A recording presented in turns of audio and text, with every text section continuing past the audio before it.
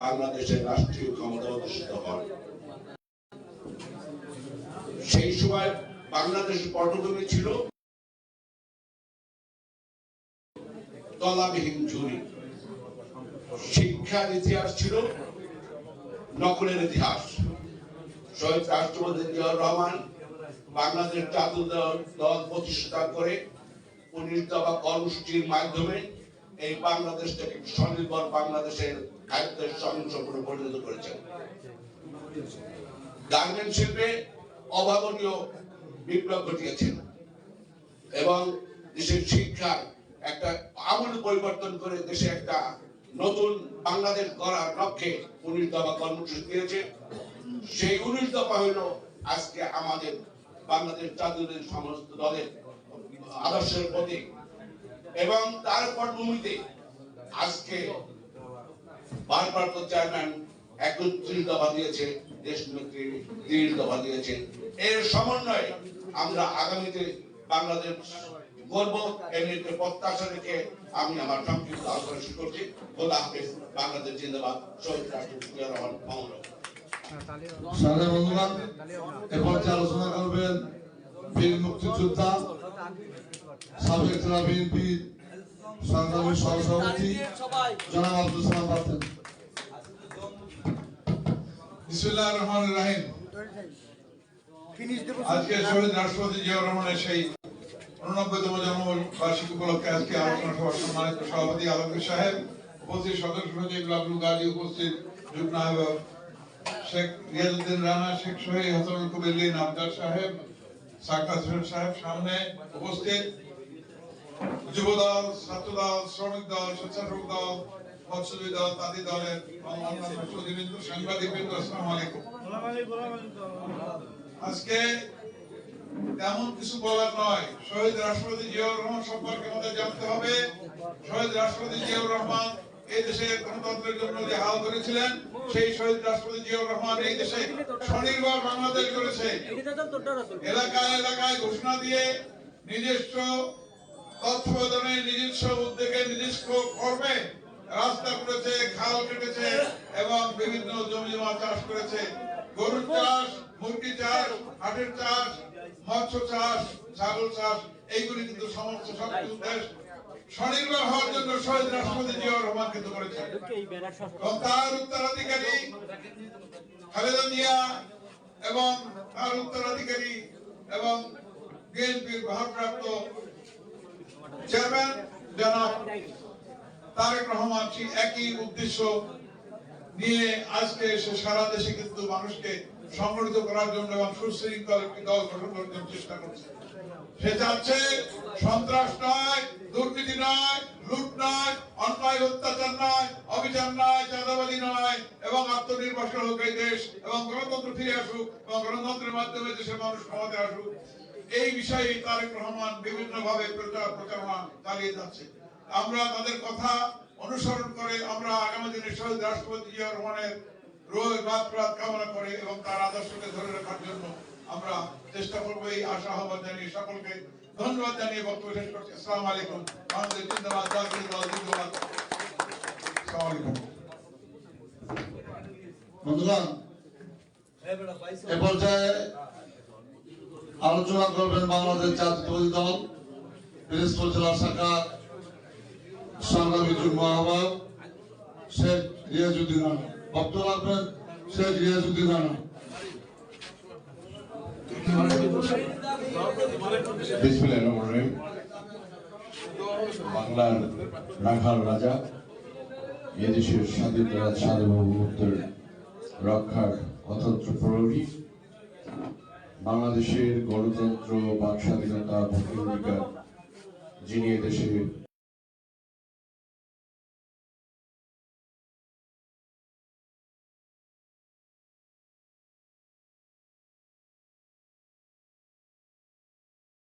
প্রতিষ্ঠা করে গেছে, সেই আমাদের মহান নেতা শহীদ রাষ্ট্রপতি জিয়াউর রহমানের 89তম জন্মবার্ষিকী উপলক্ষে আজকের উপস্থিত আছেন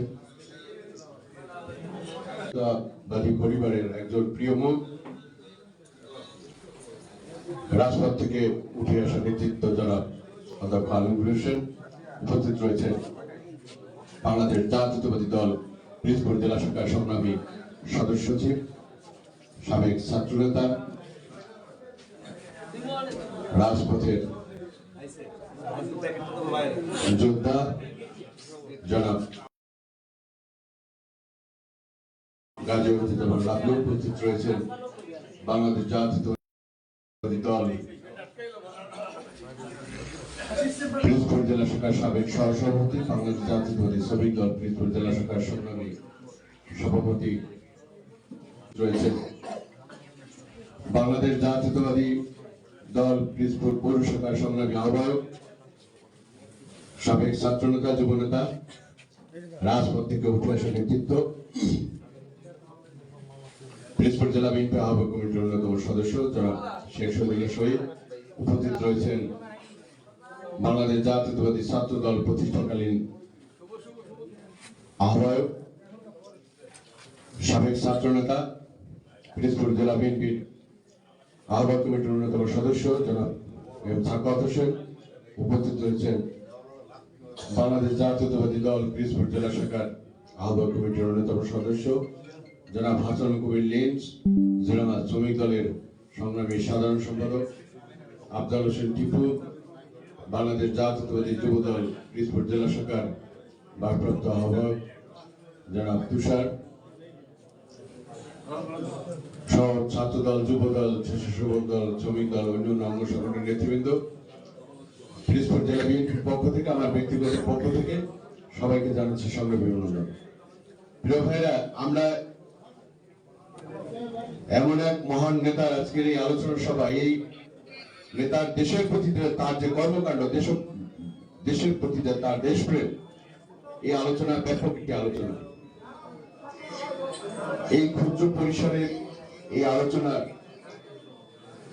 যে কথা যে সদস্য বলছিল যে আমরা আগামী 2 দিনের ভিতরে জিয়া রহমানের জন্মবার্ষিকী উপলক্ষে আলোচনা সভা আমরা করবো ব্যাপকভাবে। শহীদ রাষ্ট্রপতি জিয়া রহমান এদেশের সংকটময় মুহূর্তে নেতৃত্বে এসে দাঁড়িয়েছিল। তিনি স্বাধীনতা ঘোষণা করেছেন, এদেশের মানুষের জন্য মানুষকে উজ্জীবিত করেছেন, সেই সাথে তিনি রণাঙ্গনে যুদ্ধ করেছেন, স্বাধীনতা এনেছেন। তিনি আবার তার যে কর্মস্থল সেইখানে ফিরে গেছেন। একজন দেশপ্রেমিক, দায়িত্ববান নাগরিকের যে কর্তব্য তিনি তা পালন করেছিলেন। তিনি সেই স্বাধীনতার ঘোষকের দাবিদার হয়নি, রাষ্ট্র ক্ষমতা দখল করেনি। তিনি যে তার যে কর্মস্থল, সেই কর্মস্থলে তিনি চলে গেছেন।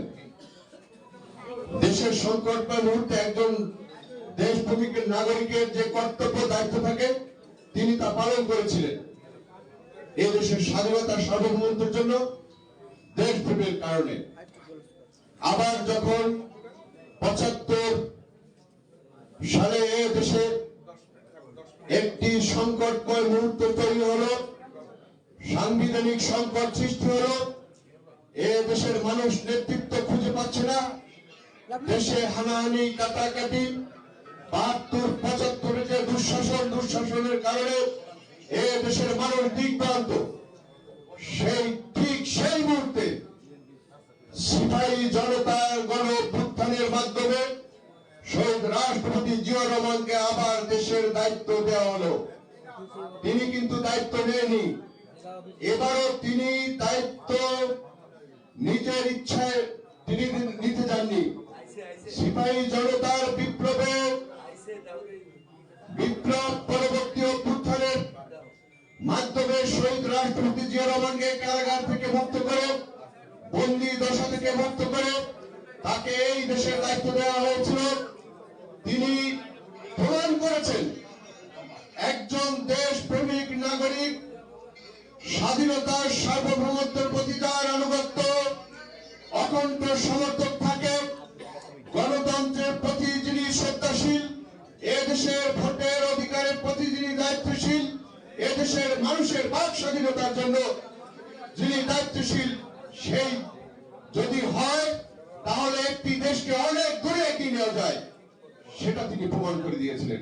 এদেশের গণতন্ত্র ফিরিয়ে দিয়েছেন, এদেশের মানুষের ভোটের অধিকার ফিরিয়ে দিয়েছেন, এদেশের মানুষের বাক স্বাধীনতা ফিরিয়ে দিয়েছেন। এদেশের অর্থনৈতিক কাঠামো তিনি একটি পর্যায়ে উন্নত পর্যায়ে নিয়ে রেখে গিয়েছেন। কিন্তু সাম্রাজ্যবাদ শক্তি তার এই কর্মকাণ্ডে খুব বেশি খুশি হতে পারেনি। দেশ যখন উন্নয়নের দিকে এগিয়ে যাচ্ছিল, সাম্রাজ্যবাদ শক্তি আর দেশে দালাল মিলে সেই মহান নেতাকে হত্যা করা হয়েছে, গণতন্ত্রকে হত্যা করেছিল। আজকে দেশে বারবার হায়নারা গণতন্ত্রের উপর আঘাত হানে, আর সেই এদেশের সাধারণ মানুষ একটি পরিবারের নেতৃত্বে বারবার গণতন্ত্র পুনরুদ্ধার করেছে। আজকের এই দিনে তার জন্মবার্ষিকীতে আমাদের শপথ থাকবে, বাংলাদেশে আর কোন স্বৈরাচারের জন্ম নিতে দেব না। আমরা বাংলাদেশে গণতন্ত্র প্রতিষ্ঠা করব। দেশ নায়ক তারেক রহমানের নেতৃত্বে এই প্রত্যাশা রেখে আমি আমার বক্তব্য শেষ করছি। খোদা হাফেজ। বাংলাদেশ জিন্দাবাদ, জাতীয়তাবাদী দল জিন্দাবাদ, শহীদ রাষ্ট্রপতি জিয়াউর রহমান অমর, দেশনেত্রী বেগম খালেদা জিয়া জিন্দাবাদ। বাংলাদেশের তরুণ প্রজন্মের অহংকার, এ দেশের সাধারণ মানুষের আশা আকাঙ্ক্ষার প্রতীক জনাব তারেক রহমান জিন্দাবাদ।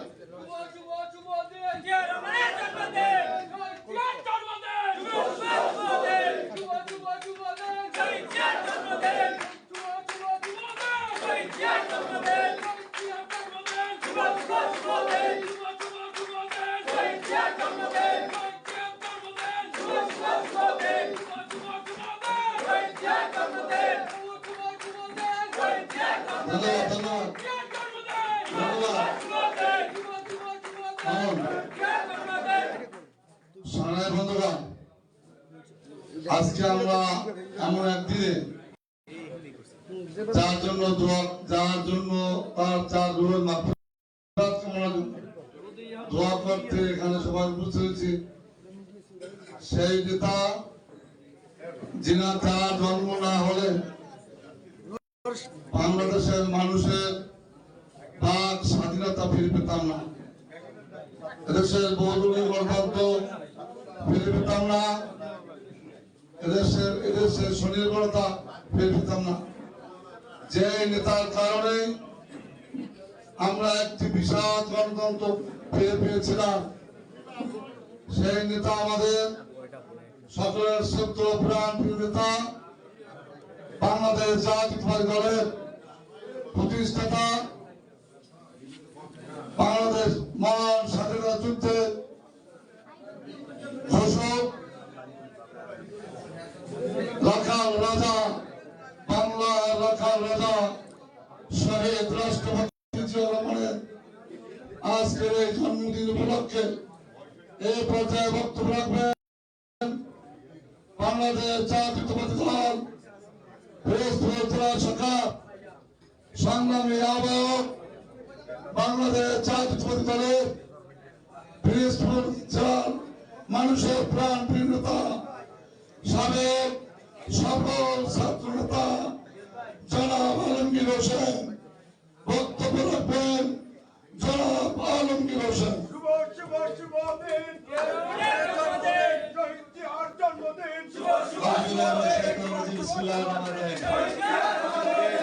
শহীদ রাষ্ট্রপতি জিয়াউর রহমানের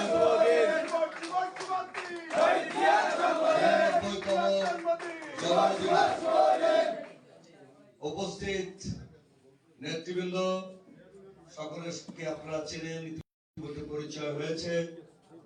সুধী মণ্ডলী, আসসালামু আলাইকুম। প্রিয় ভাইয়েরা, 1977 সালের 21শে এপ্রিল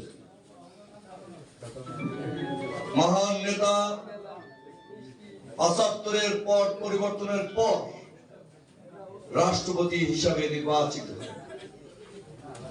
1978 সালে প্রথম নির্বাচিত রাষ্ট্রপতি হিসাবে নির্বাচিত। এদেশের স্বাধীনতার ঘোষণা, যিনি স্বাধীনতার ঘোষণা না দিবে, বাংলাদেশের মুক্তিযুদ্ধের ইতিহাসের ভিন্নতা হলেও হতে পারত। কারণ সকল নেতৃবৃন্দ সেই সময় যাদের হাতে ক্ষমতা ছিল, যাদের মুক্তিযুদ্ধের ঘোষণা করার কথা ছিল, তারা পাকিস্তান জিন্দাবাদ বলে রেড ক্রস ময়দান থেকে বিদায় নিয়েছে এবং পাকিস্তানিদের হাতে নিজেদেরকে আত্মসমর্পণ করে পালিয়ে গেছে। তাদের নেতারা অনেকেই কলকাতার থিয়েটার রোডে বাড়ি গাড়ি করে স্থায়ী নিবাস করছে। দেশের সাধারণ মানুষ 26 তারিখ শহীদ রাষ্ট্রপতি জিয়াউর রহমানের ঘোষণার মধ্যে দিয়ে স্বাধীনতার স্বপ্ন বাস্তবায়নের পথ খুঁজে পেয়েছে। আমি বক্তৃতা দীর্ঘায়িত করবো না। প্রায় 4 বছরের শাসনামলে বাংলাদেশের খাদ্যের স্বয়ং সম্পূর্ণ হয়েছে, বিদেশে রপ্তানি করা হয়েছে। আজকে 63 লক্ষ মানুষ যে গার্মেন্ট শিল্পে কাজ করে সেটি তিনি প্রবর্তন করেছেন। আজকে সারা বিশ্বে, বিশেষ করে সৌদি আরব সহ ইসলামী রাষ্ট্রগুলো এবং যেখানে শ্রমিক দরকার সেই সকল রাষ্ট্রগুলোতে যে বাংলাদেশের মানুষ, লক্ষ লক্ষ মানুষ যে কাজ করে, বিদেশে যে এক কোটি পরিমাণ মানুষ থাকে, তার অধিকাংশই শ্রমিক শ্রেণী। আর এই শ্রমিক শ্রেণীকে যে টু যে কুয়েতের সাথে প্রথম শহীদ রাষ্ট্রপতি জিয়াউর রহমান এটি প্রবর্তন করেছেন। শহীদ রাষ্ট্রপতি জিয়াউর রহমান এমন এক ব্যক্তি যিনি খাল খনন থেকে শুরু করে এই সাবকন্টিনেন্টে সার্ক নির্মাণ করেছেন। তিনি কখনোই ভারতকে পূর্বভাবে নয়, প্রতিবেশী রাষ্ট্রের সাথে সমমর্যাদায় মাথা উঁচু করে দাঁড়িয়েছে যে ব্যক্তি, তার নামই জিয়াউর রহমান। প্রিয় বন্ধুরা, আজকে তার জন্মদিনে আমরা আলোচনা লম্বা না করে আগামী সমাবেশে আপনাদের সাথে বিশদ আলোচনা করব। দোয়ার পরে আপনারা সবাই উপস্থিত থাকবেন, আপনাদের সাথে কথা বলবো। প্রিয় বন্ধুরা, আজকে আমাদের সামনে একটি কঠিন পরীক্ষা এসেছে। একটি অদৃশ্য গাল আমাদের চারিদিকে ঘিরে ফেলছে। আমরা এই জাতীয়তাবাদী শক্তি সেই অদৃশ্য দেওয়ালকে ধাক্কা দিয়ে সরিয়ে ফেলতে হবে। যেমনটি 17 বছর আপনারা নির্যাতন, হামলা, মামলা, গুম শিকার হয়েও এই দলটির সাথে সম্পৃক্ত রেখেছেন। এই দলের কোন কর্মী অন্যায় করলে সে ছাড় পাবে না, সে গুরুত্ব হবে বর্তমান কার্যকলাপ নিয়ে। অতীতে আপনি কি করেছেন আর তার দোহাই দিয়ে বর্তমানে অপকর্ম করবেন, তার কোন সুযোগ এই দলে না, ইনশাআল্লাহ। এই সিদ্ধান্তের সাথে, তারেক রহমানের সিদ্ধান্তের সাথে আমরা যেমন একমত, আর আপনি একমত না হলে চলে যেতে হবে এই দল ছেড়ে, স্পষ্ট উচ্চারণ। সবাইকে ধন্যবাদ। আমরা দোয়ায় চলে যাব এবং শহীদ রাষ্ট্রপতি জিয়াউর রহমানের জন্য দোয়া করবেন। আমাদের প্রিয় নেত্রী বেগম খালেদা জিয়া একটু হাঁটার চেষ্টা করছে। এটি যে আমাদের কাছে আল্লাহর নিয়ামত, আল্লাহর নিয়ামত। কারণ তাকে তো চেয়েছিল ওই কারাগারে ধীরে ধীরে শেষ হয়ে মৃত্যুর দিকে তাকে ধাবিত করছিল। যেমনটি করে তারেক রহমানকে 10 তলার উপর থেকে ফেলে দিয়ে সমস্ত হাড় ভেঙে দিয়েছে, যেমনটি করে আমাদের ছোট ভাই আলফাত রহমান কোকাকে হত্যা করেছে, তেমনটি চেয়েছিল। আল্লাহ চায় না বিদায় তিনি এখন লন্ডনে সুস্থ হওয়ার পথে, ইনশাআল্লাহ। সবাই তার জন্য দোয়া করবেন, তারেক রহমানের জন্য দোয়া করবেন, জাতির জন্য দোয়া করবেন। আমরা যেন সমানে সমানে লড়াই করতে পারি সেই ব্রাহ্মণ্যবাদের বিরুদ্ধে, ইনশাআল্লাহ। সেই নজর যেন আমাদের আল্লাহ দেয়। ধন্যবাদ সবাই। দোয়া করবেন ও ওলামাদের জন্য। أعوذ بالله من الشيطان الرجيم. بسم الله الرحمن الرحيم. الحمد لله رب العالمين الرحمن الرحيم مالك يوم الدين. إياك نعبد وإياك نستعين.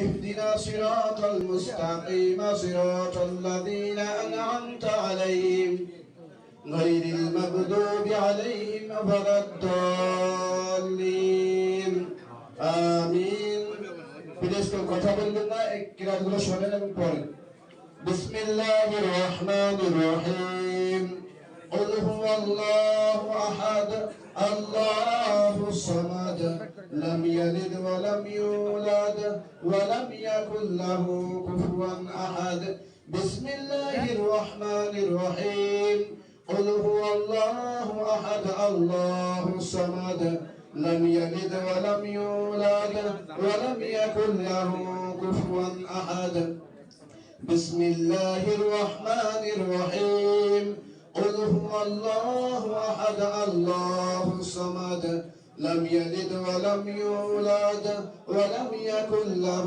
كفوا أحد لا إله إلا الله والله أكبر ولله الحمد بسم الله الرحمن الرحيم ما كان محمد أبا أحد من رجالكم ولكن رسول الله وخاتم النبيين وكان الله